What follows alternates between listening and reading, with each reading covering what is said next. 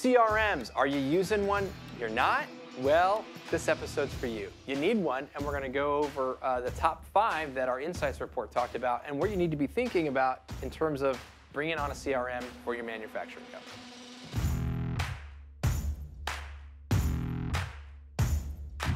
Welcome to IndustrialSage, a free video podcast series all about digital marketing for industrial manufacturers. Hear interviews with your peers and find out how they're solving the same challenges that you might be facing in your own field. Coming to you from the Optimum Production Studio in Atlanta, Georgia, this is IndustrialSage. Okay, so CRM, I love this because I'm a sales dork and a data dork, and this is where this all comes together. So CRM, what is it? Customer Relationship Management Tool. So most notably, there's a really big one that most people are familiar with, and that one is called Salesforce. Now, is that the only one? No, there's about 500,000 other ones out there that have varying levels of features and functions. There's no lack of tools out there at all. So we did, if you're watching this episode, you're likely thinking, hey, we need to be making this jump over to CRM, or maybe you're not. I'm going to tell you, here's a couple reasons why you need to. If you're a loyal listener with IndustrialSage, you know we talk about this fairly amount. But if you're new, CRM is such an important tool, and it's very needed.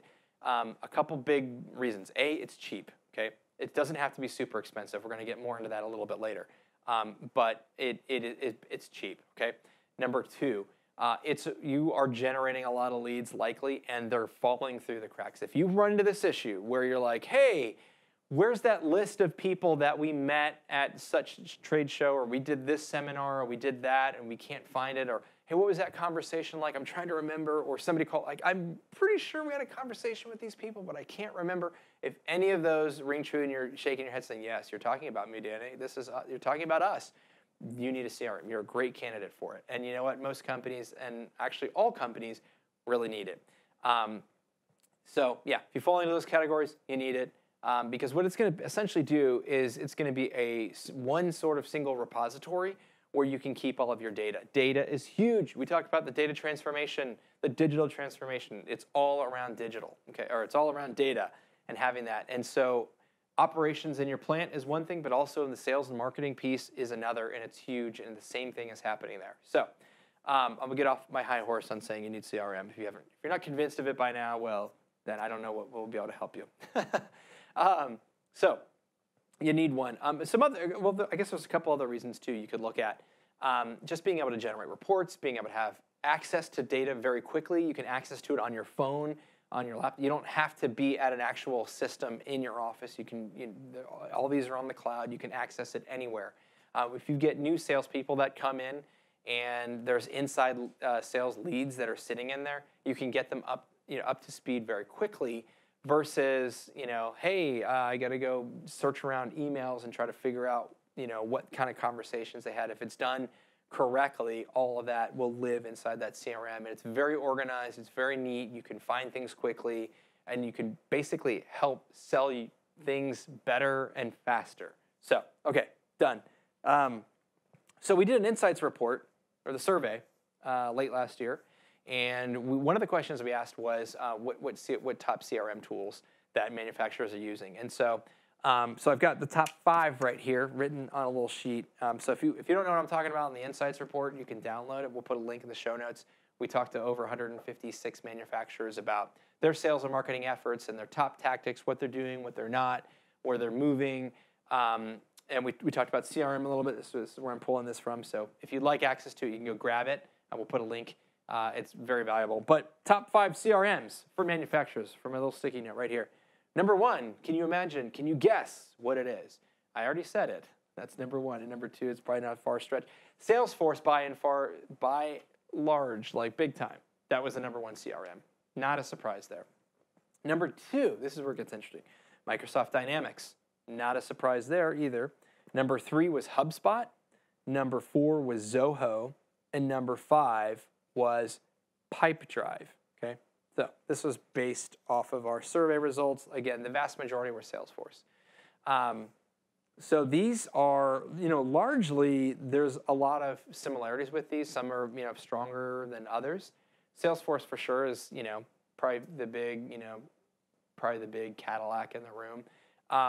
I'll tell you this, Salesforce is very, very powerful. There's a lot you can do with it.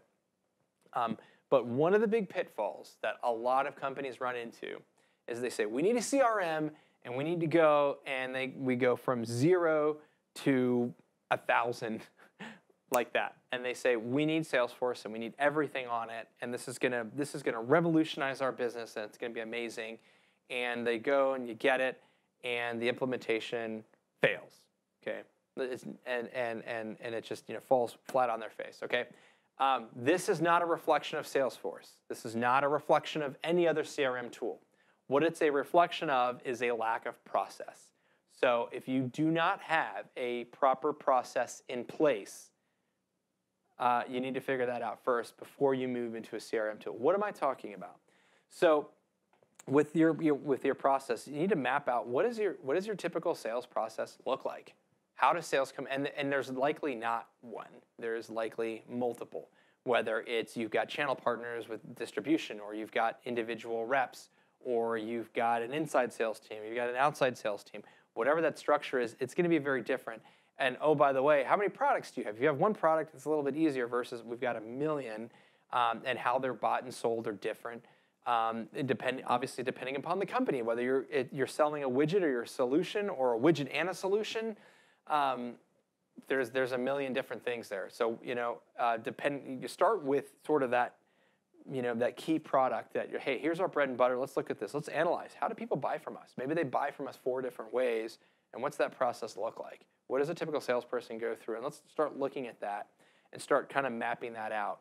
Because if you don't have that process, if it's not clear up here, part of going to CRM is great because it helps to get that into an actual system that can help make things easy. But if that's not figured out, things will fail because there's a lot of kinks that need to be ironed out. And so what we recommend, if you're gonna kind of start off on this, I would start off with a CRM that's really cheap and really easy, and it doesn't have all the bells and whistles. Salesforce has all the bells and whistles, and you'll spend half a fortune doing it. It's valuable. It's super duper valuable, and a lot of companies can benefit from it. But when you're starting off, I would recommend starting off with something a little bit smaller. That's our recommendation. And then you grow into it, and then you say, hey, we need more functionality. We need to be able to more API calls from this system into here. Maybe that, depending on the size of the company that you are, too. Again, blanket statement. You may need to move into that. But I can tell you right now, most of the time, like 90% of the time, a lot of companies they get all excited. We're going into Salesforce. That's what everybody else is doing. We read an insights report saying Salesforce is the #1 that everyone's using. And then they get into it, and they spend a lot of money, they spend a lot of time, and then they have adoption issues. I mean, you have a sales team that says, what? I don't want to put all my data in there. I don't want management running reports on me and doing all this stuff. You get a lot of pushback. So, it's a process. There's a whole behavioral change issue that you've got to look at. There's organizational shift. There's buy-in that you have to get. So it's not a snap my finger and we're going to go. I highly recommend to do a crawl, then walk, then run approach. And so maybe work with a sample size, a couple, salespeople. Maybe work with your top salespeople. Say, hey, listen, we kind of want to beta test some things. We want to see how this might work. And you can get into some of these CRMs that are a lot cheaper. I believe Salesforce actually has got some cheaper modules that you could try. So instead of going enterprise and paying try it on a smaller thing. I know HubSpot for a fact. They've got a free tool. Their part of their sales is free. Is it as powerful when you open all of it as a Salesforce? No, it's not. But you don't need that kind of horsepower when you're starting. So start off with tools that are free or low cost and build that case and start, figuring out what that process looks like. Start getting your feet wet with it. Start getting really excited because we see a lot of companies that'll do that. We'll help them, over at XK or at Optimum. Companies, hey, we kind of want to get into this, and we'll start off with a free. Say, let's just start free. Let's go from there. Let's not go crazy, and let's start getting excited. Oh, they get really excited. Oh wow, I can see when people open my emails. If I send an email to a prospect, like, wow, I get analytics on that. That's really exciting. And then you kind of build on that, and then that gets other people excited. Like, oh wow, like other salespeople who might be like a little bit more resistant. Like, oh wow, this is great. It has to be sold as like this is going to help you, right? Versus, oh, management's going to come in, they're just going to monitor all of my activity and da da da. While I will, between you and me, while that is true, yes, and it's very important. But I think the overall, the big piece to it is that it really will help to facilitate those sales. It will help make things go faster, and it's really going to help your sales team to really sell better and faster. So instead of having to send an email follow-up to every single person individually, while there is value to that, maybe I met all these people at a trade show. There's 50 leads. Maybe I send one mass email, and there's some areas where you can kind of customize or personalize it a little bit and send that out.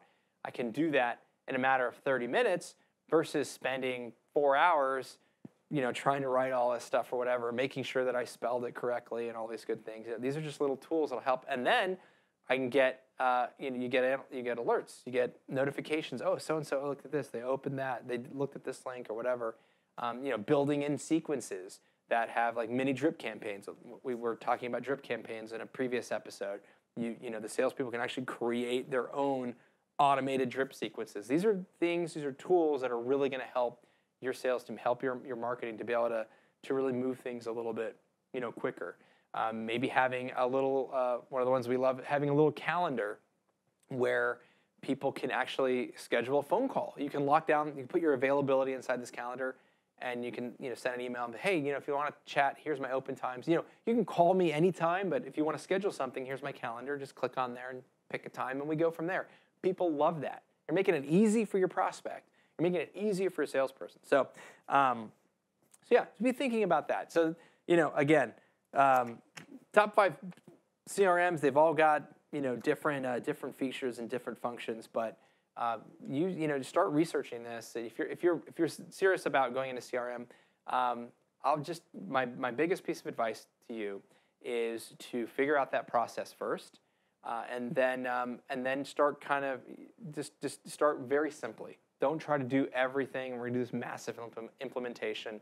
Just start simply, working maybe with a small team. Kind of work with a free tool or a low-cost tool. Build some goals around what you're trying to achieve with that. Like, what is going to be success with this? Is it can't just be like, let's just try it and see if people like it. It's, hey, we actually. We sent out this email campaign. We were able to do it a lot faster than we normally have been able to do, and we got some data. This is great. Like, what is that going to do for us? How is that? We start thinking how that's going to help you, and then put those KPIs in terms of goals to be able to help. Say, hey, this is awesome. Now let's go a little bit bigger, and then let's upgrade and go do the whole, like, we need the horsepower. This is going to be awesome. So, anyways. That's all I got for you for CRM. I could probably talk hours on this and techniques and tools and different strategies and things. I love it. It's awesome. But so if you have any other questions about this that we can answer for you, you can reach out to us, IndustrialSage.com/questions, and we'd love to answer them for you. If you're listening on iTunes or any of the other podcasting tools, we'd love a review. If you're looking at our stuff on social media, please comment, engage, like, share, all that stuff. We love it. And if you are not part of our email list, you come to IndustrialSage and get on that list. We've got a lot of great tools and free resources and all kinds of things. We've got some really cool things coming down the road that I think you're going to love. So you get access to all that stuff, because we're not releasing everything on the podcast. We're not releasing everything even on the website. There's some secret things. So if you want some secret things, they're going to be awesome and help you get on that list, and make sure you don't miss anything. So that's it. That's all I got for you today. Thanks so much for watching/listening. I'll catch you next week.